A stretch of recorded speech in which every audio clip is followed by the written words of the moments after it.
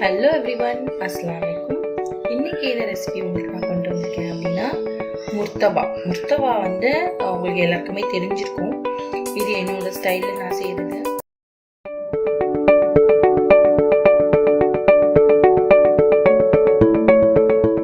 இதுக்கு இப்போ நான் 3 கப்பு மைதா எடுத்திருக்கேன்.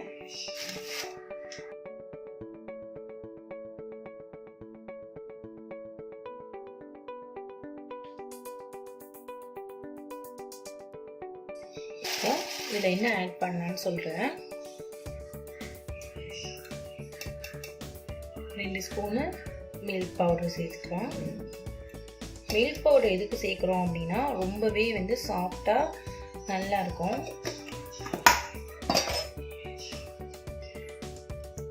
அடுத்தது சுகர் 1 ஸ்பூன் சேர்த்துக்கலாம். 1 ஸ்பூன் போதும், அதுக்கு மேலே சேர்க்கணும்னு அவசியம் இல்லை. தேவையான அளவு உப்பு சேர்த்துக்கலாம். 1/2 ஸ்பூன் போடுறேன்.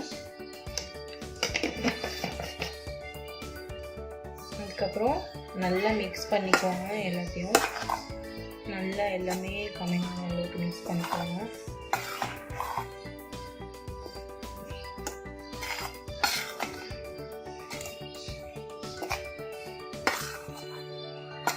இது கொஞ்சம் ஈஸியாகவே செஞ்சிடலாம். ஈஸியான ஒரு விஷயம் தான் இது முர்த்தபா போடுறது. ஸ்டஃபிங் செஞ்சிட்டிங்க அப்படின்னா இது கொஞ்சம் சீக்கிரமாகவே செஞ்சிடலாம். அடுத்தது இதில் கொஞ்சம் ஆயில் சேர்த்துக்கலாம். ஜஸ்ட்டு ஒரு ஸ்பூன் ஆயில் சேர்த்துக்கோங்க. அடுத்தது இதில் வாட்டர் கொஞ்சம் கொஞ்சமாக ஆட் பண்ணி நம்ம மாவு சப்பாத்தி மாவு புரோட்டா மாவு பிசைவோம் இல்லையா, அந்த அளவுக்கு மாவு பிசைஞ்சிக்கலாம்.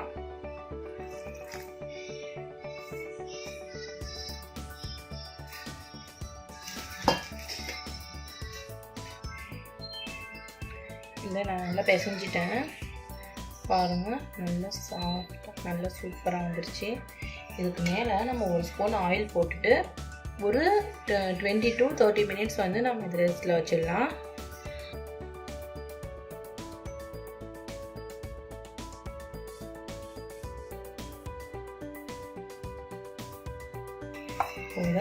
ஒரு 20 to 30 மினிட்ஸ் இதை நம்ம வச்சிட போகிறோம். நான் ஒரு 1/2 hour கழிச்சு இது எப்படி இருக்குன்னு காமிக்கிறேன். அடுத்ததாக நான் இதில் 1/2 kg சிக்கன் வச்சுருக்கேன். போன்லெஸ்ஸாக எடுத்திருக்கேன். கொஞ்சம் சின்ன சின்ன அந்த இது மட்டும் தான் இருக்கும், அந்த முள் இருக்கும். இதை நான் எப்படியே முழுசாக போட்டு குக்கரில் ஒரு 3 விசில் வைக்க போகிறேன்.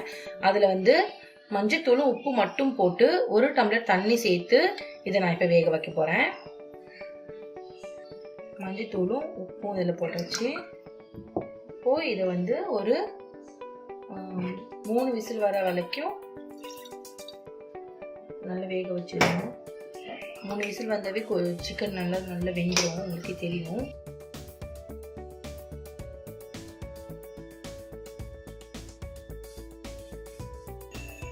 குக்கரை வச்சுட்டேன். இப்போ ஒரு 3 விசில் வர வரைக்கும் வெயிட் பண்ணலாம். அடுத்ததாக நான் ஒரு 3 வெங்காயம் வச்சுருக்கேன். ஒரு துண்டு இஞ்சியும் கொஞ்சம் ஒரு 4 சின்ன பல்லு பூண்டு வச்சுருக்கேன். ஒரு 3 பச்சை மிளகாய் வச்சுருக்கேன். இதை நான் சாப்பரால் சாப் பண்ணிக்க போகிறேன். இதை கட் பண்ணுறது நிறையா இருக்குது, கொஞ்சம் கஷ்டம்.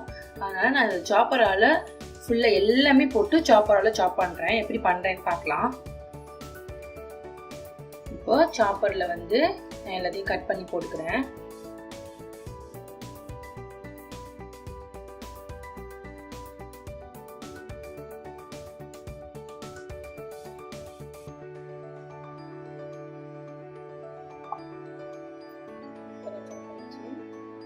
என்ன செய்யலாம்னு சொல்கிறேன். நம்ம சிக்கன் நல்லா வெந்துருச்சு.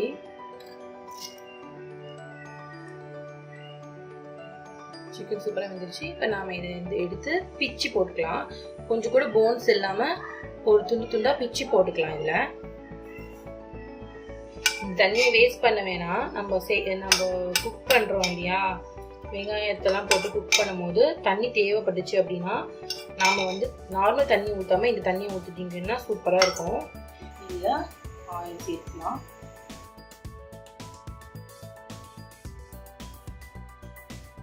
அரைஞ்சி வச்சுருக்க ஆனியனை இதில் போட்டுடலாம்.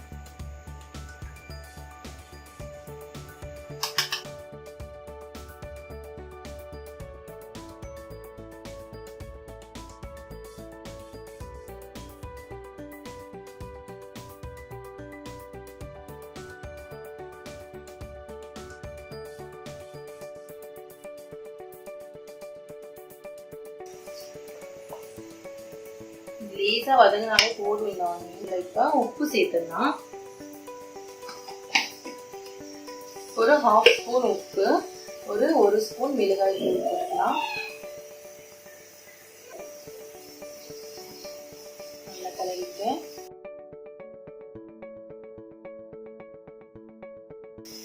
ஒரு 1/2 ஸ்பூன் கரம் மசாலா சேர்த்துடலாம்.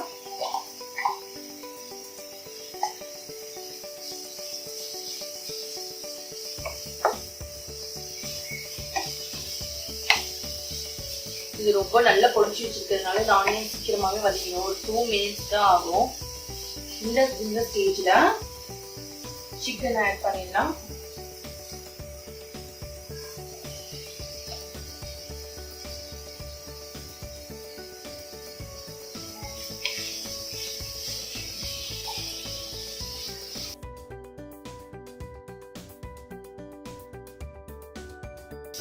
இதுல கொஞ்சம் கொத்தமல்லி கீரை போட்டு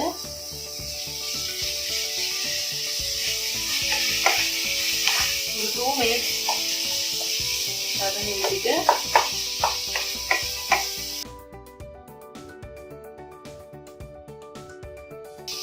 நல்லா சூப்பரா ஆயிடுச்சு. இந்த ஸ்டேஜ்ல ஸ்டவ் ஆஃப் பண்ணிட்டு இது கொஞ்சம் நல்லா ஆற விட்டுறலாம்.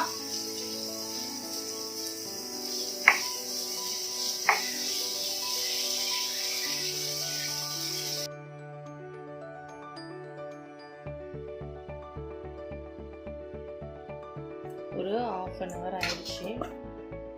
பார்த்தீங்கன்னா செம்மையாக இருக்குது. மாவு நல்லா வந்துருக்கு. இப்போ நம்ம இதை உருண்டை போட்டுடலாம்.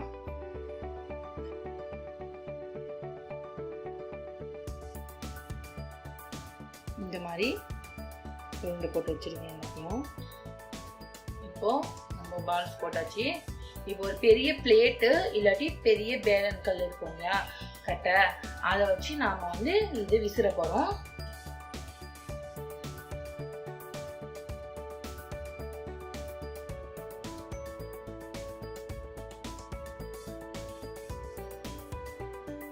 ஒரு எக்கு வந்து ஒரு முட்டை தான் எடுத்திருக்கேன்.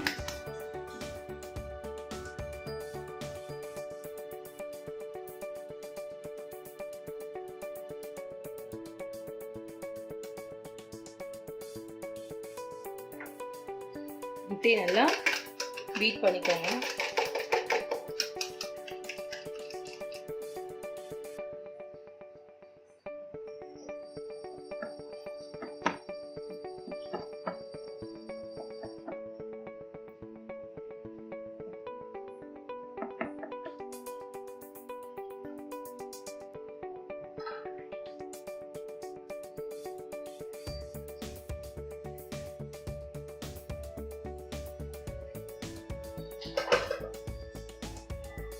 ஃபில்லிங் வச்சுட்டு க்ளோஸ் பண்ணிடலாம்.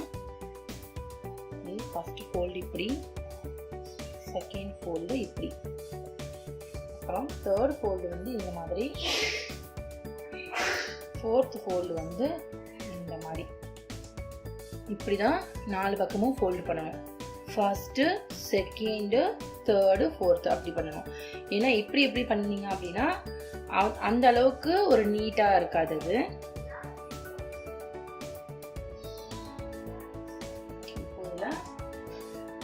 வாஷ் பண்ணிடலாம்.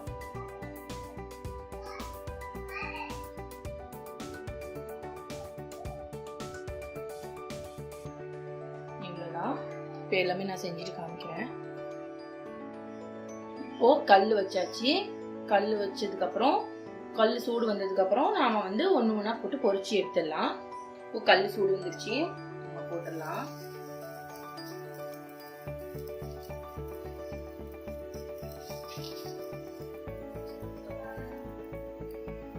ஒரு 1 minute ஃபுல்லா இது அப்படி கடக்கட்டும். அதுக்கப்புறமா நாம இதை திருப்பி போடலாம்.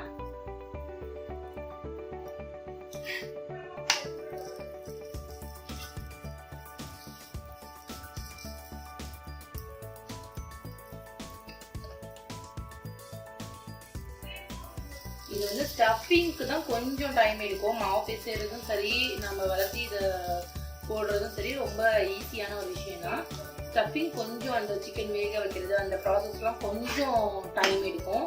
மற்றபடி இல்லை. நீங்கள் இதே சீஸ் பரோட்டா பண்ணீங்க அப்படின்னா உங்களுக்கு என்ன சீஸ் கிடைக்குதோ அந்த சீஸை நல்லா துருவிட்டு இந்த மாதிரி பரோட்டாவை விரிச்சிட்டு அதுக்கப்புறமா அதுக்குள்ளே சீஸ் வச்சு ஃபோல்ட் பண்ணிட்டீங்கன்னா பசங்களுக்குலாம் ரொம்ப பிடிக்கும். நான் வேணுன்னா அது ஒரு தடவைக்கு உங்களுக்கு பண்ணி காமிக்கிறேன், ஒரு வீடியோ அப்லோட் பண்ணுறேன்.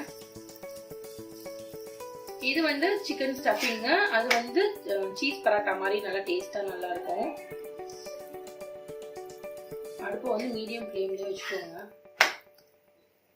சீஸை துருவி உள்ளே வச்சுட்டிங்கன்னா அது ரொம்பவே ஒரு ஈஸியான ஒரு விஷயம். மாவு மட்டும் பிசைஞ்சிருந்தா போதும் உங்களுக்கு. ஃபாஸ்ட்டாக ரொம்பவே ஃபாஸ்ட்டாக செஞ்சிடலாம். பார்த்தீங்கன்னா இப்போ ரெடி ஆயிடுச்சு. ஒன்று செஞ்சுட்டேன். இப்போ நான் எல்லாமே செஞ்சுட்டு உங்களுக்கு காமிக்கிறேன். சுட சுட நம்மளோட முர்த்தபா ரெடி ஆயிடுச்சு. இது வந்து சும்மாவே சாப்பிட்லாம். நான் வந்து இதுக்கு ஆனியன் ரைத்தா வச்சுருக்கேன். இது இன்னும் காம்பினேஷன் சூப்பராக இருக்கும். கண்டிப்பாக இது நீங்கள் ட்ரை பண்ணி பாருங்கள். உங்கள் ஃபீட்பேக்கை எனக்கு சொல்லுங்கள். தேங்க்ஸ் ஃபார் வாட்சிங்.